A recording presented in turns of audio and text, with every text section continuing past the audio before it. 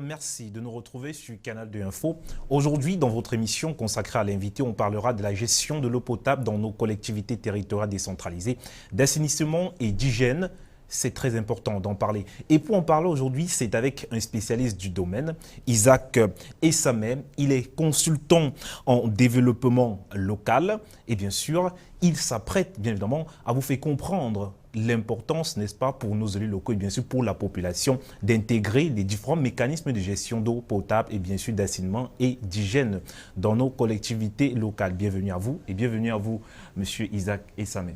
Merci de m'avoir invité. Je salue vos nombreux téléspectateurs. Voilà. Alors, on va comme ça essayer d'abord de comprendre terre à terre ce qu'on peut entendre par collectivité territoriale décentralisée. Alors, les collectivités territoriales décentralisées sont des personnes morales de droit public qui jouissent d'une autonomie administrative et financière. Ça veut dire qu'en réalité, l'État ne peut pas résoudre tous les problèmes à partir du centre.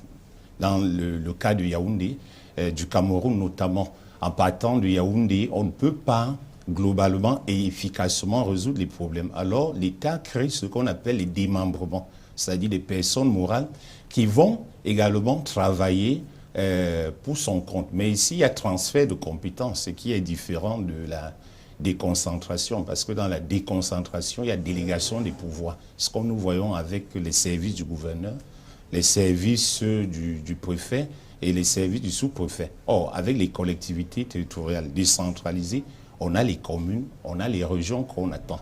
Il y a souvent une confusion qui s'installe, notamment au niveau des régions, parce qu'il y a des régions, circonscriptions administratives, qui sont en effet les anciennes provinces, à la tête desquelles on retrouve les gouverneurs. Et maintenant, vous avez les régions, collectivités territoriales décentralisées, qui auront à leur tête des présidents de région, avec des conseils régionaux pour les accompagner. Or, manifestement ici, elles ne sont pas encore là, ces régions-là. On les attend. Pour l'instant, on a les communes et par extension, les communautés urbaines. Cet aspect, on aura l'occasion d'évoquer dans une prochaine émission. On va parler aujourd'hui des activités qui sont, du moins qui sont rattachées aux collectivités territoriales décentralisées. Et bien sûr, on parle de la gestion en eau potable, on parlera d'assainissement et d'hygiène. Mais pour parler de gestion en eau potable, qu'est-ce qui fait problème au Cameroun concernant la gestion de l'eau potable ? Dès le départ, il y a le cadre juridique qui n'est pas maîtrisé et même respecté par les différents acteurs. Parce que normalement, ceux qui dirigent les collectivités doivent maîtriser la géographie de chaque commune. Donc, si vous êtes à la tête d'une commune, il faudrait que vous maîtrisiez votre géographie. Ça permettrait également d'identifier les ressources et les problèmes qui se présentent. Si vous êtes à la tête d'une communauté urbaine, c'est le même procédé. Et quand les régions seront là, ça sera aussi le même procédé. Donc, maintenant, qu'est-ce qui revient à la commune ? Dans la tête de la plupart des acteurs, c'est l'État qui s'en charge. Or, l'État couvre les grands réseaux. Alors, les réseaux qui ne sont pas couverts par l'État, il revient aux communes de s'en charger. Et c'est l'article 16 qui en parle. L'article 16 de la loi numéro 2004-018 du 22 juillet 2004 qui fixe les règles applicables aux communes. Vous voyez, donc, ce cadre n'est pas maîtrisé. Autre chose, il y a la technicité. C'est-à-dire que dans une commune, qui est chargé de s'occuper de ces affaires-là? Il faudrait des gens formés. D'un côté, on pense aux ingénieurs, notamment ceux qui sortent de Polytechnique ou d'ailleurs, mais l'État du Cameroun, depuis 2010, avec les réformes du Centre de formation pour l'administration municipale, est en train de former des techniciens d'administration locale pour s'en charger. Or, si vous allez dans la plupart des communes, est-ce que ce sont ces techniciens qui ont la charge? On ne demande pas de mettre les autres à l'écart. Ils doivent travailler ensemble avec ceux qui sont là, ceux qu'on a déjà recrutés. Mais ceux qui ont été formés pour administrer, c'est-à-dire qui savent ce que c'est que de l'eau dans la commune, qui maîtrisent la mission de la commune en matière d'eau potable, ne se retrouvent pas souvent à des postes là. Et même lorsqu'ils se retrouvent, il y a encore un problème. beaucoup de ces gens-là qui travaillent pour les communes estiment qu'ils sont là juste pour accompagner, alors même qu'il faudrait souvent appeler l'attention du maire sur un certain nombre de questions, indiquer les missions de la commune et puis les moyens qui sont à la disposition de la commune, puisqu'il y a des lignes budgétaires. Je vais vous montrer des documents tout à l'heure là-dessus, c'est-à-dire l'ensemble des comptes dans le budget qui prévoit tout cela. Où est-ce qu'on peut trouver l'argent? Donc le problème se pose. Donc pour me résumer, vous avez le problème de la non-maîtrise du cadre juridique, c'est-à-dire les textes qui accompagnent. Ensuite, vous avez un problème de technicité. C'est plus tard qu'on va ajouter le problème d'insuffisance de ressources. Mais il va falloir déjà utiliser celles qui sont déjà là.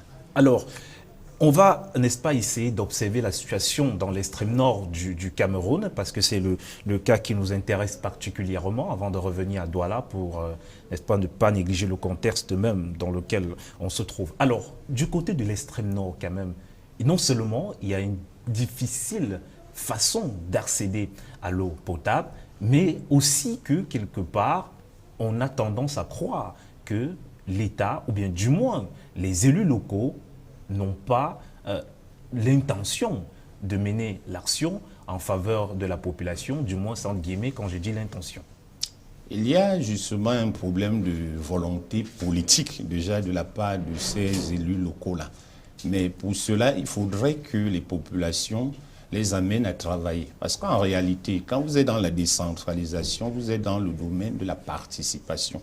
C'est-à-dire que l'un des enjeux de la décentralisation est bien la gestion participative. Est-ce que, à partir du moment où les maires n'auraient pas, pour certains, parce qu'il ne s'agit pas de tous, l'intention ou même la volonté de travailler dans ce sens, est-ce que les populations ne peuvent pas les amener à le faire? Est-ce que les personnes qui travaillent pour ces communes-là, on ne retrouve pas certains techniciens d'administration qui pourraient bien conseiller les maires? Parce que je suis quand même souvent très étonné, vous savez. Il y a toute une école qui a été créée depuis notamment 77 au niveau de son fonctionnement. C'est-à-dire une école qui dit, voici les gens que je forme. Je les envoie aider les maires pour travailler, pour assurer le développement effectif dans les communes.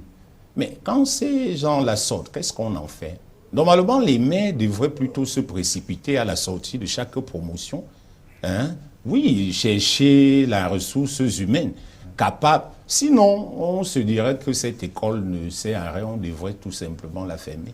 Parce que si on forme des gens pour aider la commune et que finalement on n'utilise pas ces personnes, on ne sait pas à quoi, c'est finalement l'école. Or, pour revenir directement sur votre question là, l'extrême nord a souvent eu un problème du fait de son environnement. Mais une fois de plus, comme je vous ai dit, il y a un problème de technique. Si le chef service technique, le chef service d'hygiène de la commune n'a pas été formé pour conduire un ensemble d'opérations, vous comprenez bien qu'il n'y aura pas grand-chose. On va beau dire, c'est un problème de ressources financières, mais je vous ai dit qu'il y a des lignes budgétaires qui traitent de ces questions. C'est-à-dire qu'on peut puiser là-dedans pour pouvoir résoudre ces problèmes. Si on ne le fait pas, une solution, c'est de regarder ce qui se passe en Allemagne. En Allemagne, pour être un élu local, vous passez par l'école. C'est-à-dire qu'il y a l'école qui forme à la fois le personnel politique et le personnel administratif ou technico-administratif des collectivités territoriales décentralisées. Ça permet donc que quand vous venez, vous savez exactement quoi il faut faire. Et vous le faites avec fierté, vous le faites avec professionnalisme. Bon, disons qu'avec le temps au Cameroun, on pourra aussi en arriver. C'est très bien que vous évoquez cette situation-là du côté de l'Allemagne.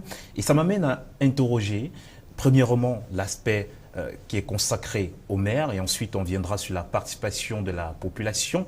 D'abord, parlons des maires. À un moment, on a parfois envie de dire les maires ne sont pas qualifiés pour être maires. Est-ce qu'il y a une qualité pour être maire quand on sait qu'ils sont parfois élus par ces conseils municipaux? Est-ce qu'il y a une qualité, à votre avis, pour être maire? En principe, pour être maire, on doit être un manager. parce qu'on gère les ressources humaines, on gère les ressources financières et même naturelles d'une collectivité décentralisée. Donc, on devrait être un manager. Et pour cela, il y a des éléments, un ensemble d'éléments qui devraient caractériser le maire. Le maire, c'est d'abord quelqu'un qui doit avoir des connaissances sur le plan géographique. Le maire, c'est celui qui doit avoir des connaissances sur la nature, le type de la population, donc les questions de démographie, les questions sociales. Le maire devrait avoir des connaissances en matière de gestion financière. Sur le maire, c'est quelqu'un qui rassemble. Le maire est comme un père de famille en réalité, parce que c'est le père de la collectivité territoriale décentralisée. Il a ses enfants qui sont précisément la population. Et donc, il les aide à évoluer, il fait grandir ces enfants-là. Il assure leur encadrement et leur épanouissement. Vous voyez que si vous n'avez pas ces caractéristiques qu'on peut retrouver chez les mères, vous serez dans des problèmes. Parce que si vous n'êtes pas un parent, vous ne pouvez pas comprendre les problèmes des enfants et savoir comment les entretenir. Vous ne pouvez pas travailler pour eux efficacement, vous ne pourrez que penser à vous. Heureusement, tous les maires ne sont pas comme ça. Il y a certains qui posent ces problèmes-là. Mais il y a aussi des maires qualifiés. C'est-à-dire que vous pourriez faire des tours. Si vous arrivez à Yoko, par exemple, vous allez voir que le maire se bat pour assembler. Vous allez à Banganté, vous voyez que la commune est en train d'évoluer. Si vous allez à Tchang, c'est un camarade de classe qui, d'occasion du stage, nous sortions de l'école d'administration, qui a encouragé le maire de là-bas et qui a heureusement fait l'effort de l'écouter. Parce qu'on peut donner les conseils, si on n'écoute pas, il y a problème. Le tout n'est pas de parler. Il faudrait que les maires soient réceptifs. Comme cet après-midi, s'ils sont en train de nous écouter et qu'ils comprennent des tactiques, des stratégies qu'il faudrait mettre en jeu pour développer rapidement la collectivité décentralisée, pourrait le faire. Or, justement, le collègue a donné des conseils sur la coopération décentralisée. C'est en train d'avancer de ce côté-là. Alors, maintenant, quand on parle de participation, comment cela peut se faire? Comment est-ce que la population elle-même peut commencer à contribuer à ce problème d'eau potable? De quelle façon, du moins? La loi elle-même, elle est déjà claire, pour la loi qui organise et fixe les règles applicables aux communes, celle de 2004, base 018. Alors, comme nous sommes dans la gestion participative, la commune peut faire, mais la commune peut aussi faire intervenir les populations et même les entreprises privées, d'autres partenaires. Du point de vue des populations, c'est d'identifier d'abord leurs préoccupations en termes d'eau potable. C'est-à-dire des sites où on pourrait creuser des puits, où on pourrait faire des adductions d'eau. Voyez. Donc, quand c'est identifié, les conseillers municipaux représentent ces populations-là. Donc, il faut se rapprocher de ces conseillers-là pour qu'ils puissent poser des problèmes lors des conseils municipaux qui se tiennent souvent. Donc, à partir de là, il y aura la répercussion au niveau de l'exécutif communal, c'est-à-dire le maire et ses adjoints pour prendre des bonnes décisions. Mais en attendant, pour celles des populations qui ont certains moyens, elles peuvent proposer justement ces moyens-là dans le cadre d'un plan d'action au maire et à ses adjoints. Alors, malheureusement, le temps est allé très vite. On n'aura pas l'occasion d'évoquer la situation de Douala, mais on reviendra sur ce sujet consacré à Douala. On parlera justement d'hygiène et de salubrité dans la vie de Douala. Ça sera avec vous forcément la semaine prochaine. Ça, c'est déjà programmé et calé. Avant de sortir, un dernier mot. Aujourd'hui, quand on est jeune, comme à présent vous et moi, et qu'on est dans une grande ville comme Douala, Yaoundé ou partout ailleurs, il y a parfois du mal que nos projets soient, n'est-ce pas, pris en compte. Oui, c'est un sérieux problème, mais je pense que si on considère que l'enfant est le père de l'homme et que la jeunesse est le fer de lance de la société, de l'humanité, etc., on devrait pouvoir écouter les jeunes. Surtout qu'il y a comme un paradoxe. C'est-à-dire que ce sont les aînés qui forment les jeunes. Les jeunes ne se forment pas. D'accord. Et à partir du moment où les aînés forment les jeunes, c'est pour que les jeunes puissent les aider d'abord et ensuite les remplacer demain. Mais on ne comprend pas comment les jeunes peuvent venir avec ces projets-là. Ils ne sont pas écoutés. Ils viennent avec des conseils pour aider la société tout entière. Ils ne sont pas écoutés. C'est un véritable paradoxe. Nous appelons les pouvoirs publics, nous appelons leur attention pour que les choses puissent évoluer et s'améliorer. Notre invité du jour était M. Isaac Essama. Il est consultant en développement local et on a eu à comprendre l'importance, n'est-ce pas, de la participation de la population au développement de la localité. On vous remercie d'être passé sur Canal 2 Info. Merci également de m'avoir permis d'éclairer les téléspectateurs et la société tout entière. Le prochain rendez-vous, c'est la semaine prochaine avec notre invité. On parlera de Douala et des problèmes de salubrité. Au revoir.